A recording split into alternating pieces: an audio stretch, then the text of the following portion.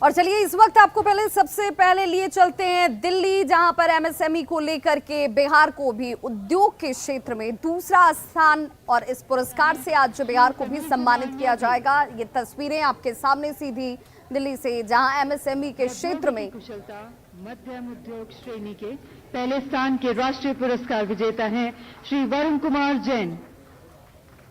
तो वरुण कुमार जैन पहले स्थान निर्यात सूक्ष्म उद्योग श्रेणी के राष्ट्रीय पुरस्कार के पहले स्थान की विजेता हैं मिस पूजा अग्रवाल। विनिर्माण निर्यात लघु श्रेणी के राष्ट्रीय पुरस्कार के पहले स्थान के विजेता हैं श्री राहुल वर्मा।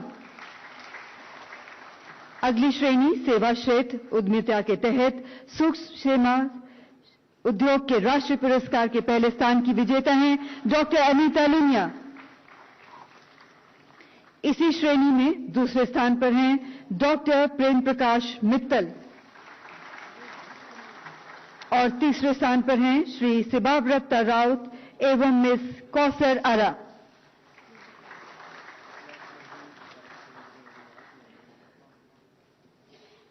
लघु सेवा क्षेत्र उद्योग के राष्ट्रीय पुरस्कार के पहले स्थान के विजेता हैं श्री सुमित मोहंती।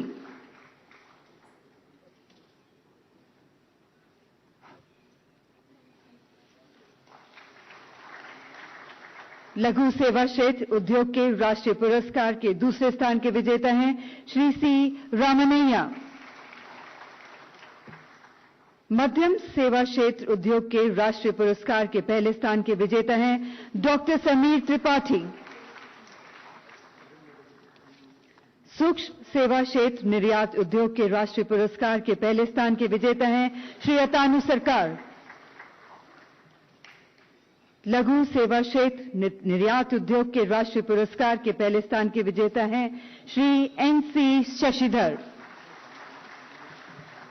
अगली श्रेणी है महिला उद्यमिता के तहत सूक्ष्म विनिर्माण उद्योग श्रेणी के पहले स्थान, उत्तर पूर्वी विनिर्माण सूक्ष्म श्रेणी के पहले स्थान एवं सूक्ष्म विनिर्माण श्रेणी में दूसरे स्थान की राष्ट्रीय पुरस्कार की विजेता हैं मिस अलीमुन्नीसा।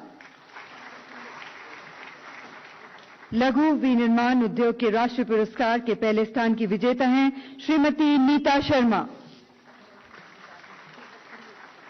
सूक्ष्म सेवा क्षेत्र उद्योग के राष्ट्रीय पुरस्कार के पहले स्थान की विजेता हैं श्रीमती पुनीता गुप्ता। लघु सेवा क्षेत्र उद्योग के राष्ट्रीय पुरस्कार के पहले स्थान की विजेता हैं डॉक्टर हरजिंदर कौर तलवार।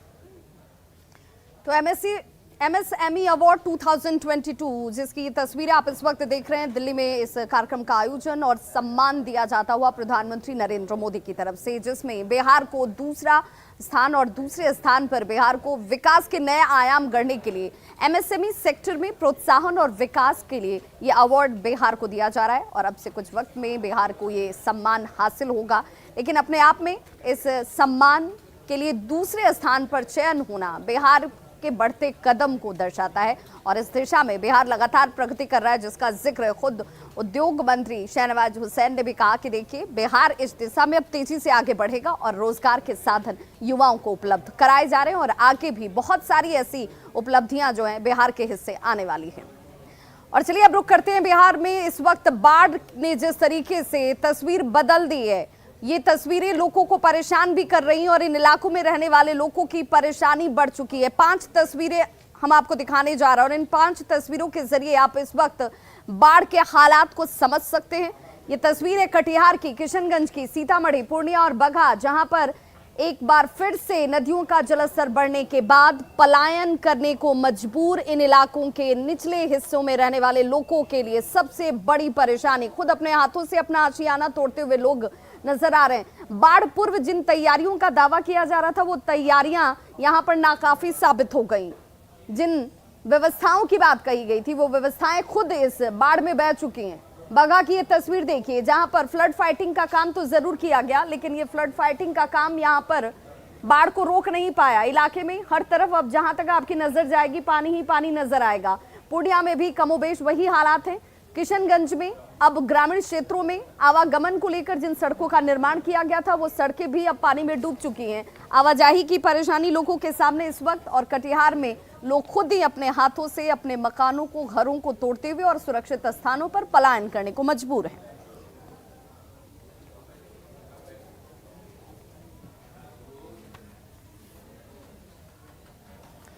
वहीं गोपालगंज में गंडक नदी का जलस्तर भी बढ़ चुका है। नेपाल के तराई इलाकों में लगातार हो रही बारिश की वजह से इस वक्त ये हालात बने हैं जहां पर गंडक नदी का जलस्तर बढ़ गया है। और देखिए किस तरीके से अब बाढ़ जो है वो तबाही मचानी शुरू कर चुकी है।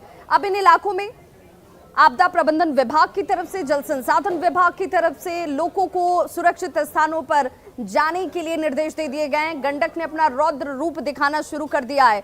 और एक बार फिर से देखिए, ये वो इलाके हैं जहां पर कल तक लोग सामान्य तरीके से आवाजाही कर रहे थे, खेती किसानी कर रहे थे, लेकिन अब उनके मकान, दुकान और खेती, हर जमीन, सब कुछ पानी में लबालब डूब चुके हैं। कटाव के खौफ से लोग अब दहशत में अपना आशियाना खुद ही तोड़ रहे हैं। जो बचा सकते हैं उससे बचाने की कोशिश की जा रही है। और एक बार फिर से व्यवस्था पर सवाल खड़े किए जा रहे हैं कि हर बार इस दंश को आखिर क्यों झेलें। गोपालगंज की ये तस्वीर है जहां गंडक नदी का जलस्तर बढ़ चुका है क्योंकि लगातार नेपाल के क्षेत्र में बारिश हो रही है। और जैसे ही वहां पर बारिश की शुरुआत होती है उसके बाद बिहार की नदियां जो हैं वो उफान पर आ जाती हैं, जलस्तर बढ़ जाता है और बाढ़ जैसे हालात अब इस वक्त गोपालगंज के इस इलाके में। कटाव लागल बाटे, पानी आई तो हमने दिक्कत में अपने माल लेकर भागा तनी से हमने दूसर क्या कहें। कहाँ जा रहे हैं हम लोग चले हम लछवार। वहीं पर आएंगे दूसरे। हाँ नदी कटाव करता है। अब कटाव जब नदी कटाव में है, कितनी समस्या होती है हमेशा बाढ़, हमेशा आप लोग? हर एक समस्या बराबर समस्या होता है। बराबर यहाँ कुछ सुविधा नहीं होता है, साधन भी नहीं मिलता है, तो आदमी के दिक्कत है ना जी। जब आप लोग छोड़ के जा रहे हैं? हम लोग छोड़ के जा रहे हैं। गंडक नदी कटाव करती या घर द्वार जार फिजार के पार लेके जा रहा वाली। और बाढ़ और कटाव भागलपुर की जैसी नियति बन गई है। और इस इलाके के लोग अब ये कह रहे हैं कि शायद इससे मुक्ति भी मिल पाना अब संभव नहीं नजर आता है, क्योंकि हर बार ये जरूर कहा जाता है कि अब हालात में तब्दीली होगी, सरकार अपने स्तर से बातचीत करके कोई ना कोई स्थायी समाधान निकालने की कोशिश करेगी, लेकिन ऐसा होता दिख नहीं रहा है। गंगा के किनारे बसे भागलपुर की अगर बात करें तो कोसी नदी यहाँ हर बार लोगों के लिए विनाश लीला ही लेकर आती है। और ये देखिए इस वक्त तस्वीरें, सिर्फ सैलाब आपको नजर आएगा, पानी की धार दिखेगी, इसकी आवाजें आपको डराएंगी। और वो लोग जिन्होंने अपना आशियाना यहाँ बना रखा था, अब वो आशियाना नदी में विलीन होता जा रहा है। कटाव के खौफ लोगों के चेहरे पर साफ नजर आ जाएंगे। नवगछिया अनुमंडल की बात कर लें तो यहाँ बीरपुर के कहारपुर में कोसी कहर बनकर टूट रही है। आलम यह कि दर्जनों घर, स्वास्थ्य केंद्र, नल जल योजना सारी की सारी नदी में समा चुकी है। विषहरी मंदिर के पास धीरे धीरे कोसी की धारा जो है वो बढ़ रही है और मंदिर के अस्तित्व पर ही खतरा मंडराने लगा है। और ये देखिए कैसे ऊपर बस जमीन का कुछ हिस्सा है और नीचे पानी ने सब कुछ काट दिया है। कोसी हर बार यही तबाही मचाती है और एक बार फिर से पल भर में देखिए कैसे आशियाना भर भरा कर नदी में समा गया, विलीन हो गया। यहाँ का सर स्थिति इतना है कि कोई यहाँ देखने वाला नहीं है। गांव घर सब जा रहा है सबको। कोई नेता, कोई सरकार, कोई मुखिया अभी तक यहाँ तो नहीं आया है कोई इस गांव में देखने के लिए कि कट रहा है कुछ का कोई मदद, कोई एक बोरा बालू, कहीं पत्थर, कहीं कुछ नहीं हो रहा है यहाँ सर। वो बिल्कुल नदी के किनारे पे बसा हुआ, आप भी जानते हैं कि वो छोटी छोटी सी बस्ती है, गांव है, तो उसमें अभियंता लगातार देख रहे हैं। पिछली बार भी जो है वो टीम आई थी और उन्होंने असेस भी किया था कि किस तरह से काम कराया जाए। तो जो भी बचा हुआ काम है उसको हम लोग फ्लड फाइटिंग के माध्यम से कराएंगे और हम लोगों का प्रयास रहेगा कि कम से कम कटाव हो। वहीं शिवहर जिले में बाढ़ की संभावना प्रबल होती नजर आ रही है और यही वजह है कि बागमती नदी जो है वो उफान पर है। और बागमती नदी जैसे ही उफान पर आई है, इस वक्त डुब्बा घाट में बागमती नदी खतरे के निशान से ऊपर बहनी शुरू हो चुकी है। शिवहर मोतिहारी सड़क स्टेट हाईवे जो है वो बिलवा के समीप बागमती नदी में पूरी तरह से समा गया है। कच्ची सड़क पर पानी का बहाव हो रहा है, यानी कि आवाजाही सीधे तौर पर लोगों की प्रभावित इस वक्त हो गई है। भारी बरसात की वजह से बागमती नदी के जलस्तर में बढ़ोतरी दर्ज की गई है। शिवर के बेलवा में बागमती नदी खतरे के निशान से ऊपर बह रही है। बेलवा के समीप नदी का पानी पहुंच गया है और यही वजह है कि शिवर मोतिहारी सड़क पर पानी का तेज बहाव इस वक्त हो रहा है, जिसकी तस्वीर भी आप देख रहे हैं। आम लोग भी अब संभावित बाढ़ के मद्देनजर खुद ही सुरक्षित स्थानों पर पलायन करने को मजबूर हैं।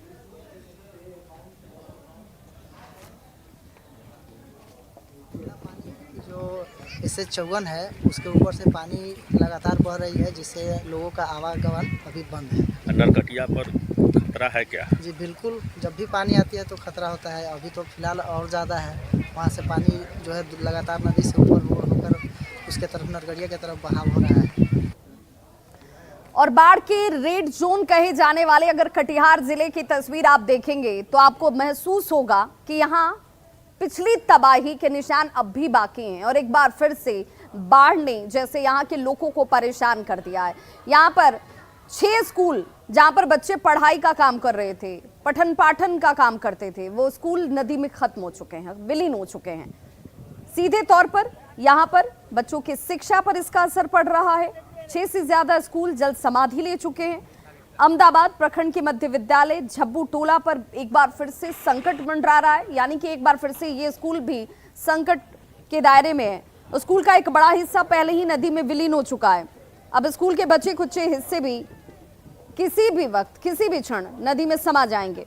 स्थानीय लोगों की माने तो स्कूल के नदी में समा जाने पर उनके बच्चों को लगभग 10 किलोमीटर की दूरी अतिरिक्त तय करनी होगी, यानी ज्यादा दूरी तय करके अगर पढ़ना है तो वहां तक जाइए, अन्यथा आपकी पढ़ाई बाधित है। फिलहाल नदी के कटाव को देखते हुए स्कूल में पढ़ाई का काम बंद कर दिया गया है और प्रशासन ये कह रहा है कि बहुत जल्द इसे लेकर स्कूल को बचाने को लेकर कार्य की शुरुआत की जाएगी। लेकिन सवाल यही है कि आखिर ये कब होगा। अब तो तमाम नदियां उफान पर हैं, इनका जलस्तर बढ़ा हुआ और ऐसे में फ्लड फाइटिंग का काम करना भी अपने आप में काफी चुनौतीपूर्ण हो जाता है। मध्य विद्यालय झब्बू टोला पर अब संकट इस वक्त, तस्वीरें आपके सामने। स्कूल, मदरसा, मस्जिद तीनों एक ही जगह पर है जो कि नदी के किनारे है। कोई भी वक्त कट सकता है। स्कूल का आधा हिस्सा कट चुका है जी, फिर भी हम लोग सरकार से रिक्वेस्ट कर रहे हैं कि इसको रोका जाए। हम लोग का बाल बच्चा जो है स्कूल अभी जो है ये एक रूम जो है कट चुका है गंगा जी में। हाँ, एक हिस्सा कट चुका है, बाकी जो हिस्सा है ये सब बचाने का मतलब कि हम लोग प्रयास कर रहे हैं। MP MLA तक हम लोग कितना प्रयास किए हैं कि मेरा बाल बच्चा कहाँ जाएगा पढ़ने के लिए। झब्बू टोला के विद्यालय की शायद आप बात कर रहे हैं। विगत वर्ष जो बाढ़ आई थी उसमें उसका बाउंड्री वॉल बह गया था। अभी वर्तमान में भी वही स्थिति है, आगे की क्षति नहीं हुई है। अभी मैंने आपदा से संबंधित एक बैठक भी की है, पूर्व में भी जल संसाधन विभाग के एग्जीक्यूटिव इंजीनियर्स का बैठक की थी। उस स्कूल को बचाने के लिए जो भी हम लोग कर सकते हैं, कटाव को रोकने के लिए, वो हम लोग कर रहे हैं। और बताते चलें कि पटना के हथुआ मार्केट में लगी आग पर काबू पा लिया गया है। ये आग ठनका गिरने की वजह से लगी। बताया जा रहा है कि 6 घंटे की कड़ी मशक्कत के बाद आग पर काबू पाया गया, लेकिन तब तक 15 से ज्यादा दुकानें जलकर राख हो चुकी हैं। यहाँ पर नुकसान कितना हुआ इसका आकलन अभी किया जा रहा है। 6 घंटे 16 से ज्यादा दमकल की गाड़ियां यहाँ पर मशक्कत करती नजर आई और उसके बाद जाकर अब आग पर काबू पा लिया गया है। और ये तस्वीरें आपके टीवी स्क्रीन पर हथुआ मार्केट की, जहां पर बताया जा रहा है कि अहले सुबह 3 बजे के आसपास ठनका एक बाइक के ऊपर गिरता है। ये बाइक आग के गोले में तब्दील हो गई और इसकी चिंगारी से आसपास की दुकान जो है वो एक एक करके आग के गोले में तब्दील होती चली गई। जब तक दमकल विभाग की गाड़ियां यहां पर पहुंचती, आग पर काबू पाया जाता, तब तक 15 दुकानों को इसने अपनी चपेट में ले लिया था। लाखों के नुकसान की आशंका इस वक्त जाहिर की जा रही है। 16 दमकल की गाड़ियों की मदद से 6 घंटे के बाद जाकर आग पर काबू पाया जा सका।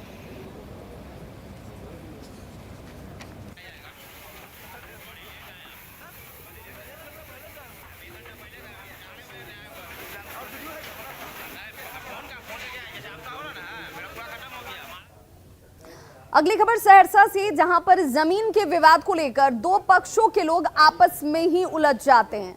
बात सिर्फ बात तक नहीं रही, लाठी डंडे और मारपीट तक चली जाती है। इसमें एक पक्ष के 4 लोग जख्मी हुए हैं। ये तस्वीरें आपके टीवी स्क्रीन पर, मारपीट का ये वीडियो सोशल मीडिया पर इस वक्त तेजी से वायरल हो रहा है और जमीन विवाद को लेकर के ये मारपीट की शुरुआत हुई। 2 पक्ष के लोग एक दूसरे के ऊपर हमला करते हुए, और देखिए जिसके हाथ जो लग रहा है, बांस, बल्ली, लाठी डंडे, जिसके हाथ जो लगा उसी से एक दूसरे के ऊपर प्रहार करना शुरू कर देते हैं। इसमें 4 लोग जख्मी हुए हैं जिनकी स्थिति गंभीर बताई जा रही है। स्थानीय लोगों की मदद से सभी जख्मी लोगों को अस्पताल में भर्ती कराया गया है।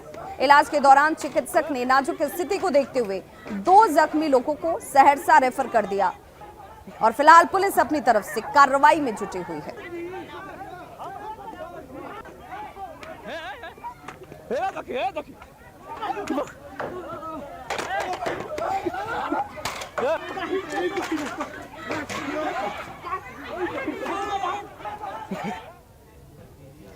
अगली खबर हाजीपुर से, जहां पर अहले सुबह अपराधियों ने तांडव मचाया है। ताबड़तोड़ गोलीबारी की गई जिसमें एक बुजुर्ग को यह गोली मारी गई है।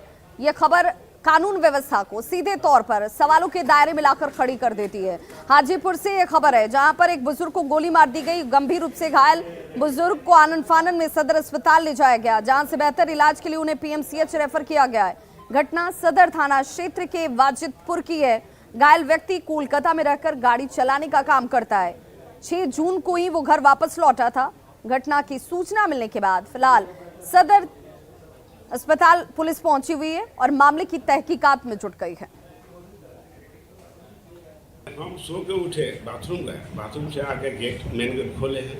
मेन गेट खोल के झाड़ू मार रहे थे तो थोड़ा सा झाड़ू मारे हैं तो उधर मोटरसाइकिल से आदमी आया 2 ठो। मैंने वहाँ फूल के पेड़ है, वहाँ फूल के गाछ के पास रोक दिया। एक आदमी उतर के कल पर चला गया। कल पर जा करके वहाँ धो रहा है, कोई राय बात तो अपना धो रहा है। अपना लम के हम झाड़ू मार रहे हैं। मारते मारते बस एक मतलब ऐसा चीज़ है, ऐसा हमको बुझाया नहीं कि इस पीछे से आदमी है चाहे कोई आ रहा है। हम तो झाड़ू मार रहे हैं, अब मार के बस क्या मार दिया? ये ब्रिटिश में गन शॉट का केस आया था वाजिदपुर से। प्राइमरी ट्रीटमेंट करने के बाद जो है उसको पीएमसीएच के लिए रेफर कर दिया गया। पेशेंट स्टेबल था, गोली निकालने लगा। क्या नाम था सर पेशेंट का? पेशेंट का नाम शंभुनाथ पांडे, 56 साल की उम्र। यहीं पर ही निकाला गया। और न्यूज़ 18 की खबर का बड़ा असर हुआ है। सिवान की दिव्यांग शिप्रा को डीएम ने आश्वासन दिया है, कृत्रिम पैर लगाया जाएगा, सरकारी मदद हर संभव शिप्रा तक पहुंचाई जाएगी। ये बड़ी जानकारी इस वक्त न्यूज़ 18 ने इस खबर को प्रमुखता से दिखाया था, जिसके बाद डीएम प्रणव कुमार ने ये आदेश दिए हैं कि सारी सुविधाएं शिप्रा तक मुहैया कराई जाएंगी। कृत्रिम पैर भी शिप्रा को लगवाए जाएंगे। आपको बताते चलें कि दिव्यांग शिप्रा एक पैर से ही शिक्षा ग्रहण करने के लिए 1 किलोमीटर की दूरी तय करती है। अहले सुबह निकलकर घर से और कृत्रिम पैर भी लगाया जाएगा। ये तस्वीर आपके सामने, जो शिप्रा को सरकारी मदद के तौर पर अब डीएम की तरफ से जानकारी सामने आई है। बताते चलें, डीएम प्रणव कुमार ने इसे लेकर आदेश दे दिया है। सभी सुविधाएं दी जाएंगी, सरकारी जितनी भी सुविधाएं होती हैं वो शिप्रा तक पहुंचाई जाएंगी। कृत्रिम पैर भी लगाया जाएगा। न्यूज़ 18 ने इस खबर को प्रमुखता से दिखाया था, जिसके बाद खबर का ये बड़ा असर।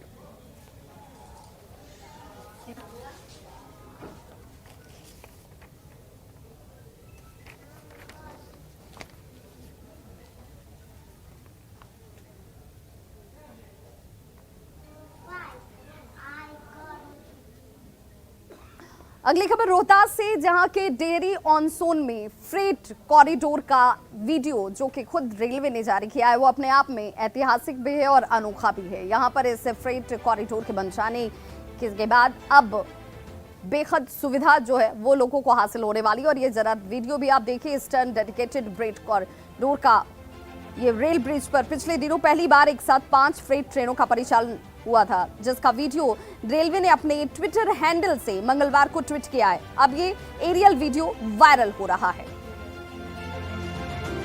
तो रोहतास जिले में डेहरी के सोन नदी पर ईस्टर्न डेडिकेटेड फ्रेट कॉरिडोर के रेल ब्रिज पर पिछले दिनों ही पहली बार एक साथ 5 फ्रेट ट्रेनों का परिचालन किया गया, जिसका ये वीडियो इस वक्त, ये एरियल वीडियो जिसे खुद रेलवे ने अपने ट्विटर हैंडल पर मंगलवार को ट्वीट किया है।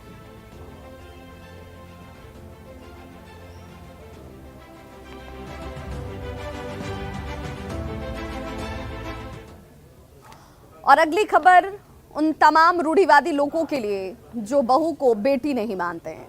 खबर छपरा से है, जहां एक ससुर ने अपनी बहू की दोबारा शादी करा दी। बेटे की अकाल मृत्यु के बाद बहू की शादी कराने का फैसला ससुर ने लिया और उसके बाद भसुर की तरफ से